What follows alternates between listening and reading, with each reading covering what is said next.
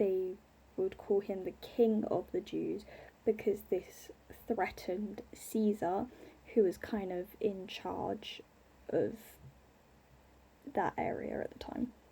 So Jesus got charged with treason as his crime, basically. Now, something I want to point out is that in verse 14 it says, "Why, what crime has he committed?" asked Pilate. And Pilate basically believed that Jesus was innocent, and Pilate was kind of Caesar's commander in a way. He was... Sorry, I really struggle with my words, but basically Pilate was put in charge by Caesar of that area.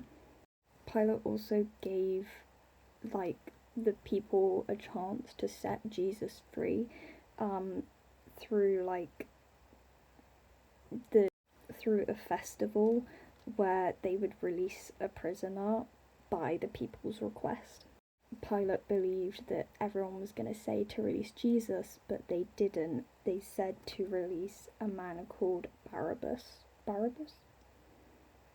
I don't know how you pronounce it. And then when Jesus was sentenced, they put a purple robe on him and a crown of thorns.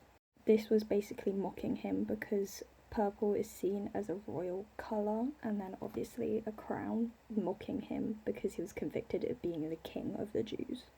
When he was to carry his cross to the hill where he was to be crucified, he was too weak to do so, so the Romans got a man called Simon to carry the cross for him.